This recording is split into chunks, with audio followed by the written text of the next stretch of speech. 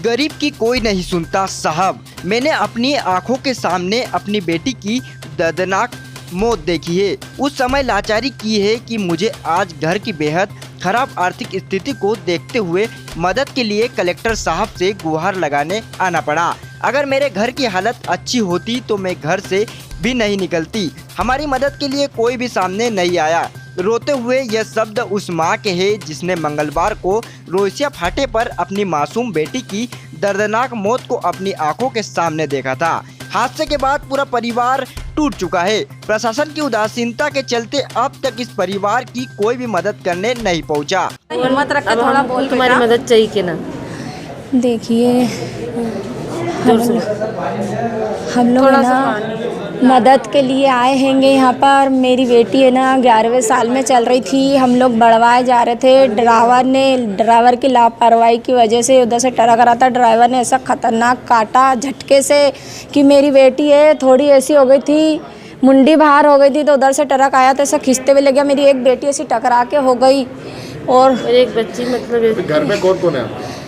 मेरे आदमी है, उनका पति है, 2 लड़की है।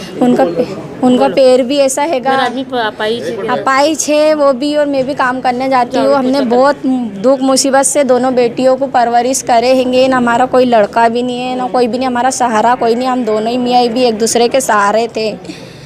ये ऐसी खतरनाक घटना हो गई। कोई आया भी नहीं मदद के लिए। बहुत चिल्लाई में सब भाग गए हैंगे, कोई भी नहीं आया। हमने इसके पापा को बुलाई फ़ोन करके, मेरे देवर को बुलाई, तो हमने प्राइवेट गाड़ी करके आए। कोई भी नहीं आया मदद के लिए। लोगों से उधार पाओ लेके। अरे तो ये ऐसा क्यों करे? मेरी बच्ची के साथ ऐसा हुआ तो किसी ने सहायता के लिए क्यों नहीं आया? आना था ना।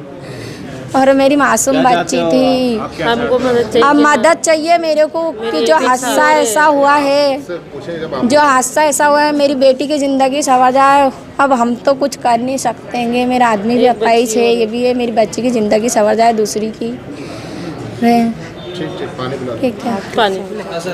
आपको बता दें कि गुरुवार दोपहर बंगाली कॉलोनी निवासी मृतक तमन्ना के पिता हैदर अपने परिवार के सहित कलेक्टर कार्यालय मदद की गुहार के लिए पहुंचे, लेकिन कलेक्टर की अनुपस्थिति में अपर कलेक्टर अनुभा जैन से मिलकर इस परिवार ने आर्थिक मदद की गुहार लगाई। क्षेत्रवासियों के अनुसार घटना को लगभग 3 दिन का समय गुजर चुका है, लेकिन प्रशासनिक मदद नहीं मिली।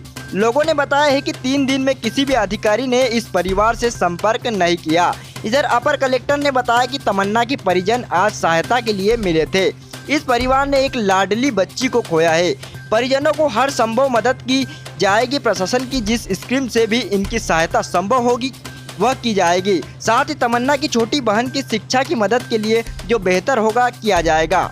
जी बताया, आज आप ज्ञापन देने आए? सर हम कलेक्टर साहब से मिलने आए थे। जो बच्ची तमन्ना है उसके परिवार वालों को लेकर के आए थे। उसकी मम्मी भी आई है, पापा भी आए हुए हैं और सभी लोग कलेक्टर साहब से डायरेक्ट मिलना चाहते थे, लेकिन किसी कारणवश कलेक्टर साहब कहीं बिजी है।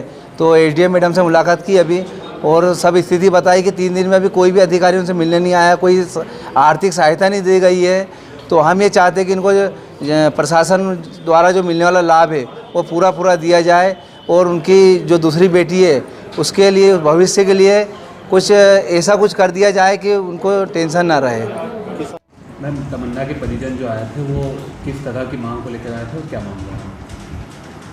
तमन्ना की हादसे में मृत्यु एक बहुत ही दुखद घटना है जिसका रोष उनके परिवार के प्रति था। परिवार ने एक मासूम अपनी लाडली को खोया है, तो इसका दुख उनके ऊपर दिख रहा था। तो उनकी मांग ये थी कि प्रशासन से जो भी उन्हें सहायता जिस भी प्रकार से मिल सकती है और वो मिलनी चाहिए थी। तो जैसे ही मेरे पास ये मामला आया है तो मैं कोशिश कर रही हूँ कि जो भी प्रशासन की स्कीम का फ़ायदा उनको दिया जा सकता है वो जल्द से जल्द उनको मिल जाए, और ताकि वो अपनी आगे की ज़िंदगी और अपनी जो दूसरी बेटी है उसकी भविष्य के लिए जो सुखद सपने उन्हें संजोए थे वो अपनी दूसरी बच्ची के लिए वो अपने पूरे कर सकें। क्या मैम?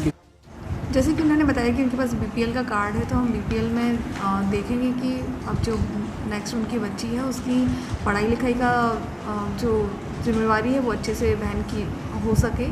और उसके अलावा भी मैं पता करती हूँ नगर निगम में यदि कोई और स्कीम हो जिसके तहत उनको भी सुविधा मिल सकती है तो उसका भी हम पूरा प्रयास करेंगे।